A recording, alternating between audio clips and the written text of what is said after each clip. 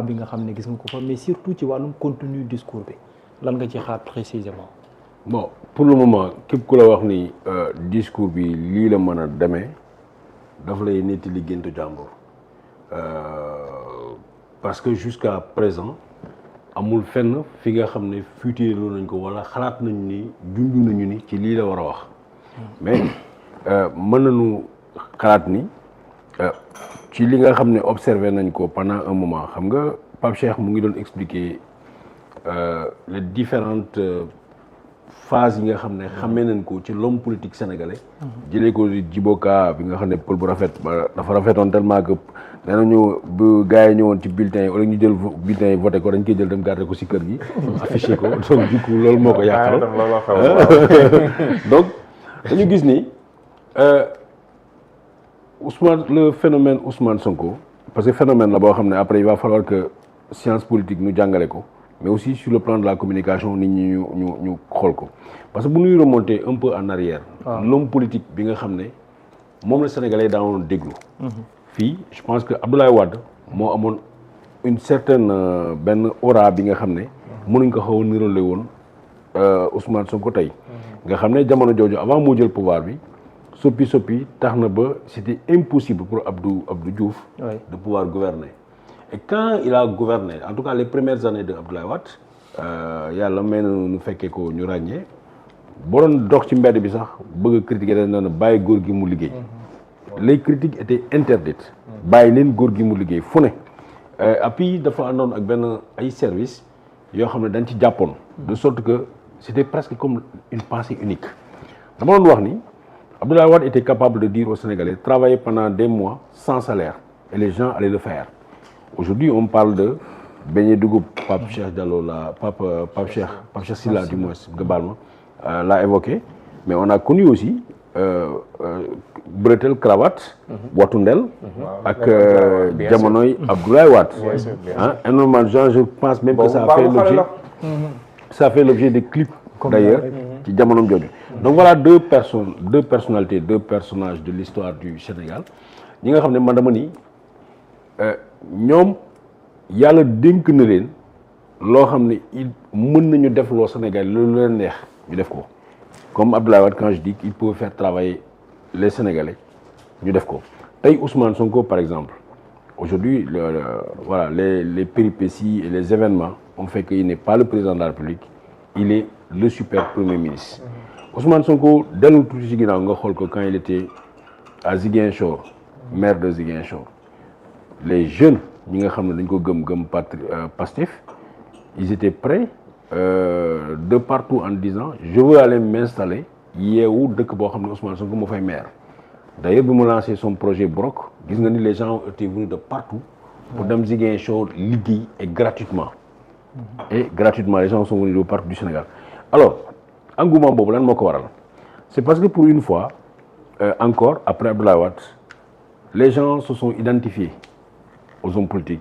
Avant, il y a quelques années, les débats politiques à la télé, nit ñi duñu leen seetaan. kenn du seetaan dañuy zapper parce que ça faisait dormir.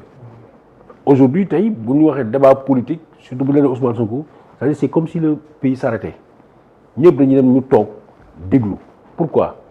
Parce que boo dégloo bu ñoom tout dernièrement avec aussi bien les anciens politiciens que ce soit bien les gens du PDS les gens du Parti socialiste les gens dañ naan non ñii xamuñu politique. ñii xamuñu politique donc le fait de penser que ñoom ñi nga xam ne ñoo mës a def politique ñëw dund politique c'est le discours de Barthélémy Diaz quand on l'écoute parfois ñii xamuñu politique. man politique la ñu ma xaalis politique la ñu ma ngéntee xaalis politique laa dundee de sorte que ñoom dafa am technique dafa am approche dafa am gis-gis dafa am doxalin bi nga xam ne foog nañ ni l'homme politique noonu la war a def par rapport aux populations. Ousmane n'a pas fait ça. Comme Abdoulaye Wade en son temps il s'est dit je suis du peuple yi lan la ñuy wax gars yi nekk dañuy ay sàcc lañu ñi dirigeants yi ay sàcc lañu dirigeants yi dañuy détourner dirigeants yi injustice lañu fi jaay il s'est approprié ce discours donc à force de répéter ce discours là les gens sont vus à travers lui et se sont appropriés ce discours là de sorte que tey jii fu mu tourné fu mu waxee nit ñi dañ ko déglu léegi nag entre la pratique loo xam ne c'est comme na ma jigéen ñi baal xale bu jigéen booy doxaan temps bi ngay jël patience bi ngay jël di parfumé woo di xaar ci code di ko xaar buntu école ba ak yooyu bés bu nekkee sa jabar yooyu defatoo ko waaw patience bi ñu ci am léegi nag c'est entre la conquête et l'exercice du pouvoir Ousmane qui était à la conquête du pouvoir avait été le chouchou des jeunes en tout cas avait tout promis tey dans l'exercice du pouvoir ñi nga xam ne ñooy mbooloo mi toppoon si ñoom mbooloo mi àndoon ak ñoom mbooloo mi nga xam ne foog nañu ñi bu ñu ñëwee lépp ay normal lépp ay nice dëkk bi kenn soxlatul génn kenn soxlatul dara ces gens petit à petit se sont rendu compte parce que Ousmane c'était quoi c'était je dis pas Ousmane le Pastef c'était quoi c'était les ambulants c'était les chômeurs c'était mbër yi nga xam ne ñu ngi ci kii di yaakaar di rêver tous ces gens là sont retrouvés ils ont vu que ñii ñëw di conduire l'appareil d'État à défaut de faire comme les autres sont pratiquement un peu distants et froids coow li au début on en a parlé ñi ngay woo téléphone duñ la jël ñi nga xam daan nañu am seen temps aux jeunes yi di wàcc ak ñoom ci mbedd yi dem waxtaan ak ñoom gisuñu leen donc du coup genre mur moo commencé genre frontière mur moo commencé tabax taxaw suñu diggante alors Ousmane en un moment a compris que moom bul fàtte ni c'est sorti en disant laissez-moi gouverner mais aussi l'autre chose en sentant que il se coupait de sa base a dit il faut retourner vers cette base là il faut remettre le contact avec ces populations ñi nga xam ne ceux qui les ont fait roi donc je pense de mon analyse loolu moo waral l'appel du 8 novembre et dans l'appel du 8 novembre ça sera redire aux Sénégalais que fàttewuñu leen li ñu leen digoon les promesses qu'on avait prises mais bu fekkee ne ba léegi am na Sénégalais yoo xam ne sentir nañ ni dëkk bi dafa metti voilà leur rappeler les causes yi tax ñu nekk ci situation bi mooy lan gars yi waxuñu woon dëgg par rapport à la dette lan moo tax gars yi ils ont mis ce pays-là dans une situation inconfortable de sorte que il faut que ñu sacrifier pendant un mois parce que moom dafay wax tout le temps ni nous sommes des révolutionnaires nous ne sommes pas des réformistes ñoom dañu révolution la ñu wax te révolution l'histoire a retenu que soit les gens de la génération comprennent l'acte isolé et solitaire du chercheur c'est-à-dire qui bëgg a changer ngeen ànd ci ak moom ngeen jàppale ko nga xam ne les fruits même bu ñu ko gisulee tey mën nañu ko gis dans 15 ans dans 20 ans dans 30 ans wala les gens de la génération ne comprennent pas et on tue carrément la révolution parce que moom tout le temps dafay wax li ñuy liggéey même bu fekkee ne benn mandat la li ñu war a daf koy def et da nga koy def dans des conditions yoo xam ne tout n'est pas réuni et parfois ça fait que xam nga kenn xalaatuloon ni ñoom bu ñu ñëwoon tey dinañu jël marchand ambulant yi leen dégager parce que ñan ñoo nekkoon la force seen force mooy ces marchands ambulants sont ces gens qui sont dans l'informel et qui tous et ce sont les maîtres coraniques ce sont les gens yoo xam ne ils étaient un peu je dirais pas laissés pour compte mais ce qui est curieux dans cette histoire mais ñooñu ñoo di fanaan si parce que man j'ai suivi des reportages ak yooyu ñooñu ñëw ne dañuy fanaan si dem jaay ba ngoon malgré le mécontentement ak yooyu noonu c'est ça le contraste quoi c'est loolu parce qu'on se dit toujours les gens se disent toujours li taxoon pendant un moment mer nañu sori nañu il va venir vers en face à nous il a compris il y a un déclic parce qu'il y a toujours kon ba léegi espoir baa ngi foofu ba léegi espoir baa ngi fii xam nga militant man je prendrai le cas de benn militant Sa Touba lañ koy wooye parce que biñ ma arrêté man waaw Sa Touba je pense biñ ma arrêté man dañ ma arrêté wala ak moom si ce jeune là dafa nekk dafay jaay ambulant la mu ngeen ay booru Ziguinchor ak fu ne mais fépp mu dégg nii Sonko programmé na benn affaire moom bàyyi na xaalis bu ndaw bu mu yor ñëw na directement ñëw topp leen def meeting ba bu ñu jàpp ko ci affaire cocktail molotov dafa bokk ci ñu jàppoon cocktail molotov il était malade il était maladif après voilà je passe les étapes mais dafa ma ne woon à un moment dafay métti naan xaw ma fu ma jëm xaw ma lu may def découragement da koy topp mais saa yu ñu wootewaat rek c'est quelqu'un qui abandonne tout et revient peut-être c'est un amour boo xam ne peut-être dafay retrouver waat les gens yi nga xam ne foog na ni ñoom ñooy sa famille ou bien il a toujours envie de refaire face à Ousmane de vivre cet espoir parce que dañ naan l'espoir fait vivre l'espoir même bu fekkee ne peut-être ça ne se réalisera jamais mais il s'accroche à cet idéal là bi nga xam ne Ousmane doon na ko dénoncer et en faisant rêver ou en promettant un Sénégal meilleur. Les gens s'accrochent à ce Sénégal meilleur là, même si ça prendra du temps. Mais la question qu'on se pose mooy pourquoi ce meeting dans le contexte actuel lan moo war a tax un premier ministre fu mu toll nii mbirum dette bi ak situation économique difficile ak demee noonu même politiquement que le premier ministre président du parti Pastef sorte ndax day lancer un signal au président de la République bi nga xam ne ni par ailleurs au sein de Diomaye président yaa ngi gis yeneen voix yuy bëgg a taxaw en bouclier du président de la République mu mel ni daal fu mu toll nii côté boobu lisibilité amul surtout politiquement par rapport à Diomaye président au président de la République au président du parti Pastef. Mohamed, on se met en bouclier pour quelqu'un qui est en danger. Le président Bassirou Diomaye Faye n'a jamais été mis en danger par Ousmane Sonko. Jamais. Il a critiqué une gestion qui était à l'interne pour donner une alerte pour nous corriger loolu et je pense que c'est fait depuis longtemps. Maintenant, pourquoi mu sentir le besoin foog naa ni développé naa ko tuuti fii wax la ni ki c'est se réconcilier avec la base parce que la base elle est déboussolée bëri na ñoo xam ne bu nu gisuloon Ousmane dañuy gis El Malick bu nu jotloon ci El Malick dañuy jot ci Waly Diouf Bodian bu nu woowulee Waly Diouf Bodian dinañu woo ci keneen mais tey mën nañu compter tey Ousmane pour ñu jot ko Ousmane mënul jël toute cette charge de la République au service du Sénégal mu ci boole di wuyu téléphone saa su ne ñi nga xam ne ñoo nekkoon ces lieutenants ñu ci bari ñi nga xam ne ils étaient au contact du peuple ñu ci bari kenn mënu leen jot ba frustration yi sont un peu partout bëri na tous les jours ñu mel ni man ñoo xam ne nii dañ lay woo ne la man bàyyi naa wala ñu ne la waxal ma lii Ousmane te yow Ousmane pour nga jot ko jafe na je ne parle pas pour man mais am na ay ministres yoo xam ne mosuñu am tête à tête toog ak Ousmane wala balaa ñu ko jot téléphone problème la ainsi de suite parce que c'est la personne qui est comme ça léegi nag bu ko defee base bi dafay effrité wu nit ñi dañuy mer colère bi ainsi de suite tey nga nekk ak situation bi mel noonu c'est bon nga delluwaat ci ñooñu nga waxtaan ak ñoom man je pense que benn chose moo si nekk mooy il veut reprendre le contrôle de la base léegi beneen question bi nga xam ne moom nga posé c'est important par rapport ak Diomaye président waaw Diomaye président c'est quoi dañuy nekk waaw léegi c'est quoi Diomaye président en fait Diomaye président Maman Aïda Mbodj mooy coordinatrice su Diomaye président la coalition Diomaye président et Diomaye président elle est composée de quoi et de qui?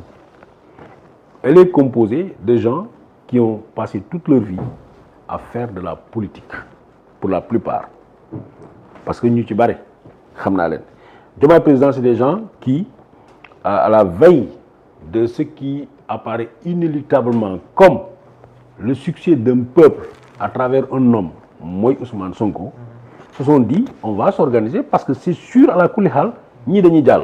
même suñu wax gars yi dañu jëli comme ak docteur Abdourahmane Diouf gars yi noonu dañu jëliwu. dañ dem waxtaan ak moom. waaw jëli leen ñoom ñoo ko démarché. non je suis d'accord ak yow.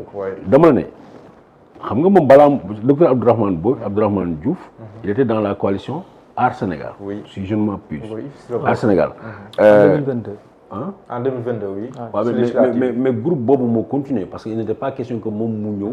Et je pense qu'il n'avait pas été même candidat à la présidentielle. Oui. Bu ñu rejeté. Oui. Ainsi de suite. Donc c'est tous ces gens-là, y compris ba ci Serigne Gueye Ndiaye. bi nga xam ne dama ko Serigne Gueye Diop.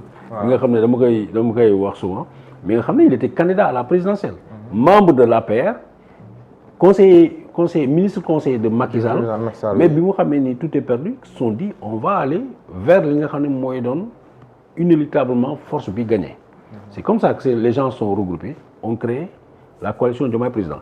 Et la coalition Diomaye Président, je peux me tromper, mais je crois que le PASTEF n'a pas signé son adhésion à la coalition Diomaye Président. PASTEF même était dissous. Oui. À l'époque, voilà. Mais bi ñuy ñëw ci présidentielle non il avait rétabli dans ses droits. Macky Sall avait rétabli le PASTEF. Après présidentielle juste. mais fekk na boobu coalition mu ngi nekk en marche. oui mu ngi en marche. président Macky Sall balaa muy dem la signer le décret. mais boobu élection yi jàll. bon léegi li ci nekk mooy les gens qui sont retrouvés dans la coalition Diomaye président pour la plupart ñi def bruit mooy ñi nga xam ne dañu créé genre man ak Pape Cheikh Sylla ñu créé suñu parti boo xam ne suñuy jabar rek a ci bokk la plupart ñoo ñëw bokk ci mais en un moment ils veulent tous xam nga problème bii nii am tey la coalition Diomaye président indi na problème en 2019 parce que booba dañu ne quel est le candidat le mieux placé pour faire face à Macky Sall. Ouais, c'était Idrissa Seck. Non, il y avait Ousmane Sonko qui drainait les foules. Et il y a les politiciens de carrière ñoo xam ne dañu toppoon Idrissa Seck. Alors ces gens-là discutaient pour voir naka la ñu mën a déggoo pour que ñu choisir le meilleur candidat. En ce moment-là Pierre Goudiaby Atepa dafa joxoon këram mu nekk siège bi fii ci corniche bi. Pierre dafa demoon Paris man maa doon organiser les rencontres ñoom ñëpp ñoom Abdoul Mbaye ñoom Idrissa Seck ñoom Malick Gakou ñoom ñëpp bu ñu ñëwaan man maa doon organiser ma organiser réunion yi ba nu pare ñu ñibbi fi nekkoon point d'achoppement mooy lan suñu gagné réew mi lan nga ñuy jox c'est-à-dire c'était une réunion boo xam ne dañ doon waxtaan kenn ku ne lan ngay jox. di waxaale daal. waaw Ousmane a dit très clairement le Sénégal n'est pas un gâteau bi ñu partagé. ku ci mën a ñëw nga jàpp ci fekk coalition jot naa la créé jot na la coalition bi tuddoon ku ci mënoon ñëw jàpp nga ñëw jàpp bu nu gagné on verra ñu ne non il faut mu wax leen li nga xam ne moom la leen di jox loolu moo indoon clash bi. kon dañoo ñëw seeti Ousmane jubóowuñu après si leen dem si Idrissa Seck dem soutenir Idrissa Seck. dama koy wax je le dis et je le répète. Bougane Gueye Dany était l'agent de Idrissa Seck, c'est lui qui a travaillé jusque bi nu paree réunion yi da koy jaral mu taal otoom mu dem fekk nit ñi pour détourner leen ñoom ñëpp yóbbu leen ci Idrissa Seck. benn anecdote sama yaay Sidibé Amsatou Sow Sidibé daf ma woo ci bitim ne ma moo fils kaay mu ne man jaaxle naa am yu bëri yoo xam ne pose na ma question ma ne ko maman ma ne ko ñi ay politiciens de profession man du ma politicien man journaliste la mais dama am responsabilité devant l'histoire pour organiser ces assises là yow sa am ak conscience choisiral mais xam nga finalement kan moo àndoon ak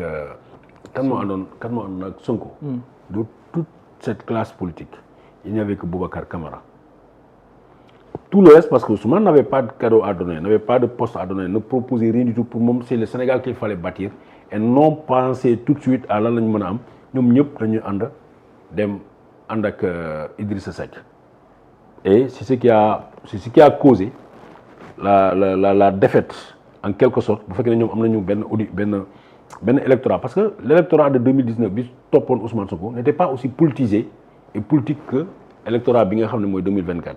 mbooloo mi bare na mais comme ni ko Macky Sall doon wax mbooloo ay jeunes nañu mais la plupart amuñu carte d'électeur parce que ils ne sentaient pas ce besoin les gens boo leen woowoon ci mbedd bi boo leen woowoon pour topp manifestation ak yooyu ils étaient là mais la plupart n'avaient pas de carte électeur alors qu'en 2024 les données ont changé d'ailleurs c'est pourquoi Macky Sall bi mu gisee les engouements des jeunes pour dem inscrire dañ doon def Mohamed Diallo inscrire fi Dakar ñu jël sa carte électeur yóbbu ko Tambacounda jour du vote nga ñëw sa carte nekku fi les cartes sont à Tambacounda ou les cartes qui sont les Sénégalais def ngandi massification au niveau de la France par exemple bi nga xam ne xam naa ko am na carte électeur yoo xam ne dañ ko jël jox ko seeni nit ñu garder carte électeur nit ñi donc les gens se sont présentés dans des bureaux de vote sans carte donc pour man ñii nga xam ne ñoom ngay wax waa coalition Diomaye président ay politiciens de profession lañu ñoom ñoo ñëw dugg ci coalition bi léegi ñoom peut-être ñu mel ni Abdourahmane Diouf comme ni nga ko waxee ñoom ñoo ko doon jëli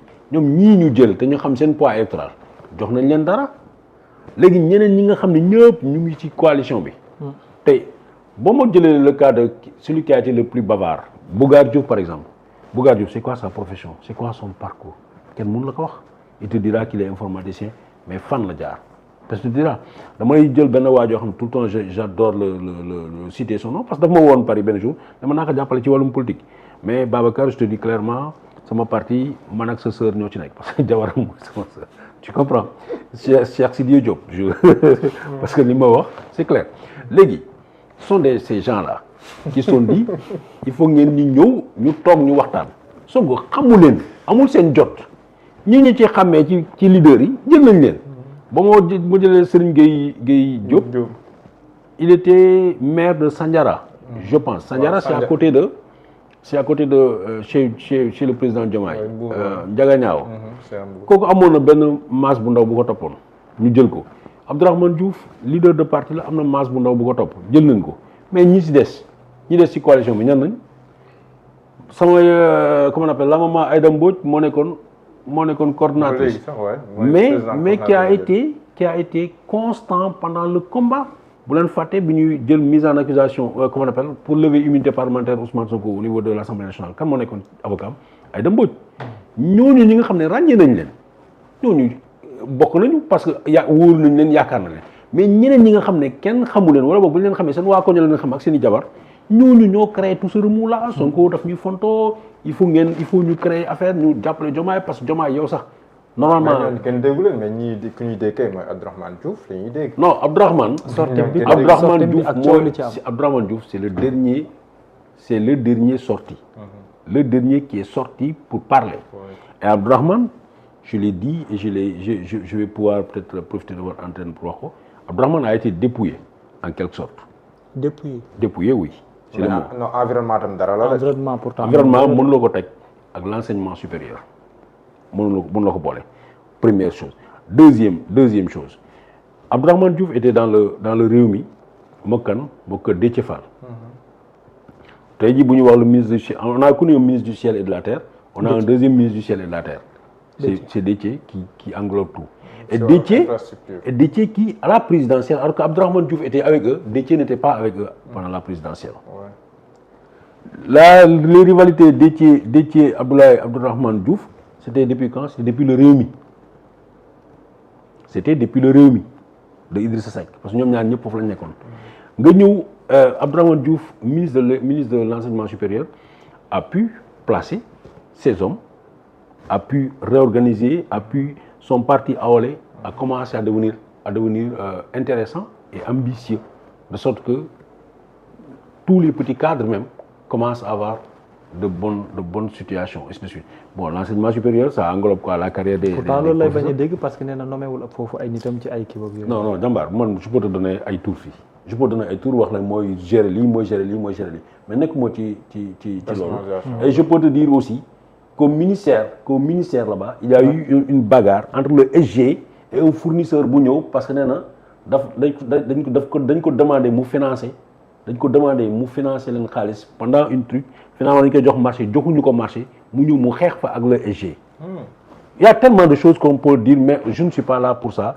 Je veux juste vous dire que à ce niveau là ñoom ñu jëlee ko fa ñu ne ko ñëwal nga jëlee ko ministère et kan lañ fay indi Déthié Fall n'a aucune